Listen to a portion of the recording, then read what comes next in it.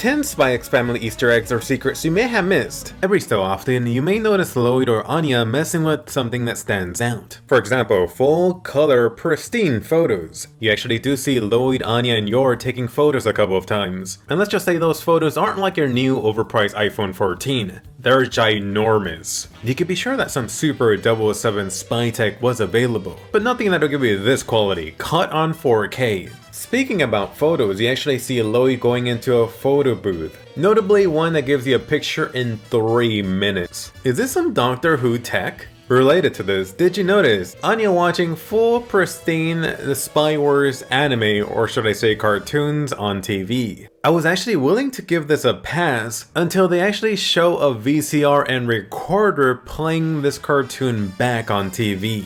What is that, like a few decades too early for this tech? For something a little bit more subtle that I even missed the first time watching, did you notice Anya riding the school bus? Not just any old school bus, a modern day American yellow school bus. Who knows, maybe the school really just has that Jeff Bezos type of money. Something else modern day, did you notice that Hanes ketchup bottle? Dating myself, I still recall back when these were first introduced. When Anya's tagging up the museum, the little girl has fricking markers? Something tells me Anya and Sharpies aren't gonna mix well. And feel free to name any other modern day tech that stands out in Spy Family. But for a juicy goat nugget, actually take a look at this aquarium. This very much looks like a modern day aquarium. I'm gonna take this further. This actually looks specifically like a few aquariums I visited in Tokyo. What gave it away was actually the penguin area. It actually looks like the penguin park in Sky Tree, which was actually also the recent aquarium featured in Licorice Recoil. Chisato, take it away. To be fair, I do love that the Spy Family manga author actually gives an explanation for this. He explains that he drew the Spy Family manga with the idea that it was set in the 60s or 70s, but it ultimately ended up being this mix-up of present and past. Ultimately, he really just hand-waves it away, saying, this is supposed to be a fictional country. The Spy Family world is supposed to be this European, Germany setting, this alt-world Berlin, yet in the Spy Family anime you very much notice all the English words splattered around. Layered on top of this are Anya, Loid, and Yor speaking Japanese. What you may not have noticed is this extra layer of Japanese added on top for the Spy Family anime. For example, that peanut bag, super oishi, oishi meaning delicious. When you're going over Loid's profile, it says pantsu, pantsu meaning panties or just underwear. Ooh la la, who's keeping track of that? When Loid went full otaku just trying to raise a child, one of the books is titled Ko Sodate, which means raising a child. When going over the expenses for that filler episode, you see Kagu, Japanese for furniture, and Shiro, Japanese for castle. As Anya's going to school, you see even more Japanese. One book titled Mathematics of Yoiko, Yoiko meaning good child, or Language of Yoiko, again language of the good child. I'm not sure if this was an anime mistake, but they actually left it in literal Japanese when Anya's thinking about everyone's specialty, or tokui. Also related, in the school cafeteria, you see a bunch of Japanese food, including the omurice, the Hamburg steak, the curry rice, the roast beef, aka this beef bowl. It almost looks like a raw egg on top. Why exactly is the Spy Family anime so goddamn popular? Let's see what Loid, Anya, and Yor have to say about it. First off, Loid. I think the power of this original story and the power of animation is what makes Spy X Family so popular. I think the theme of family is the main reason that people support it. What is family? As for Anya, for a while after the post-recording, I was like, oh, it's like we're a family, but we're not blood related. Although the 3 characters are carrying a heavy burden, the story is still basically a comedy. But at the end, you feel this warmth. It's like a miracle that all these elements are fused together in this perfect balance in each episode. Yor then continues to add to this. It doesn't matter that we're blood related or not. Family becomes a family through a deep connection in the heart. This is the core of the work. And like Anya's voice actor said, the warmth you feel at the end of the episode makes it feel so charming. Spy Family's greatest strength is the voice actors coming together making these amazing characters, Anya, Loid, Yor, but they greatly differ in what they love from the series. Loid's voice actor in particular mentions he never actually liked children. Notably, the Spy Family anime has had 2 impactful moments for him. The first was when Loid was grumbling about how he wanted Anya to win the star, just so he could actually progress with his mission. To which then he's asked by Yor, is that what Anya wants too? This is the point where Loid realized that it's indeed for his own reasons and not for Anya. He's only thinking about himself. This is when he realized the three of them were actually a normal family. That Loid could change because he had people around him who could help him see a different part of himself and help him grow. On top of this, he was also motivated by Anya's determination to study for her papa. When he was a kid, Loid's voice actor was also encouraged and inspired by watching anime and manga. So he hoped children will look at him and think, I'm gonna do my best too. It's actually starting to make him feel a little bit like a parent. He originally admitted that he wasn't really comfortable with children because he didn't really understand them. That Spy Family has helped him to grow a lot. Then Yor's favorite part of the anime, which is Mission 6. You had Anya about to be kidnapped, but then even after being victorious, she became depressed that she just didn't find herself being a good mother. And after getting that Anya encouragement, she thought, I'll become a stronger mother. Which ultimately resulted in her trying to train Anya, which is so Yor. That turned out to be her favorite scene. For Anya's voice actress, she actually started to cry during the recording. We now know the details of the final episode. Here you actually got to see Loid and Yor be more of a mother and father type of figure, more than they had ever been before. Despite not actually seeing the finished anime episode yet, she admitted she almost cried, no, that she actually cried during the recording. So freaking wholesome. While the voice actors do deserve major credit, let's actually not forget about the manga author, Tatsuya Endo. If you need something to pick you up or just inspire, listen to his story. Endo actually also came from a family with only one parent and one brother. Like most manga authors, he probably uses as inspiration for his stories. But to get to the top, you gotta start at the bottom of the mountain. Endo actually originally worked as assistant for other manga, including Blue Exorcist and Fire Punch. Fire Punch being an earlier manga for the Chainsaw Man author. He was actually mentored by two different manga artists. Yasuhiro Kano, notable manga include Kiss Death and Kiruru Kill Me, and Yoshiyuki Nishi, notable manga being Myuho and Roji's Bureaucrat of Supernatural Investigation. I'ma just say it, Endo's Spy Family has far surpassed both.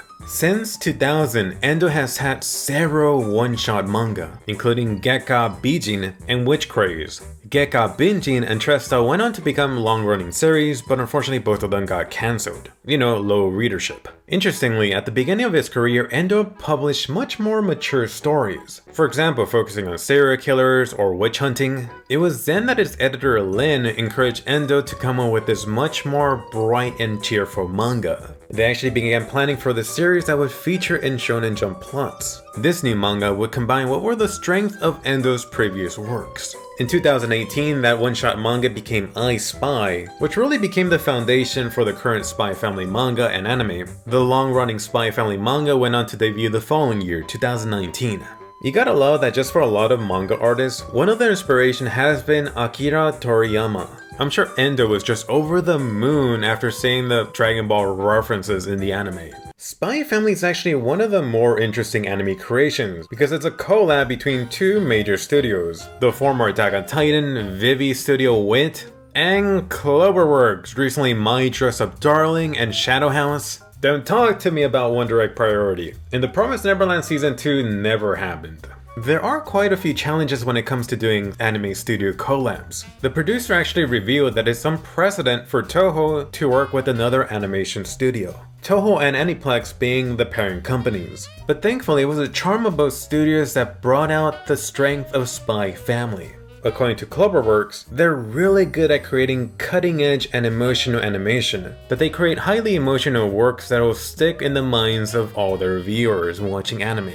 On the flip side for Wit Studio, they created so much anime that's been highly loved overseas, and it felt like a good match with the spy element of Spy Family.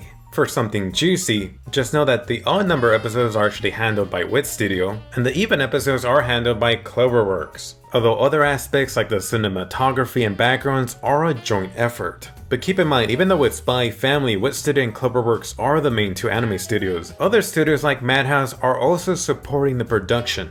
So far, they really love episode 5 and 10, even though the kids really are just playing dodgeball. They were able to make some great animation with it. Oh, you have no idea, that's coming up. One of the things you may love about the Spy Family anime is that thankfully it's based on a shonen manga. Longtime viewers of the channel will recall so much light novel anime having so many scenes cut out, sometimes like 50%. On the flip side, for the Spy Family anime, did you notice all the additional anime-only scenes? You could decide whether these are filler or not. One of the main culprits for the anime was actually episode 5. Recall Loid just conveniently calling up Elon Musk asking for an airplane? Yeah, that airplane plus the airplane ride scene over to the Disney castle was anime original. Further anime original in the anime was that amusement park ride, Anya's 3 questions about what she likes. Loid running around versus all those balls and having that spy brawl fight. Loid going OP Sekai character with those ball guns. That classic movie entrance rope swing.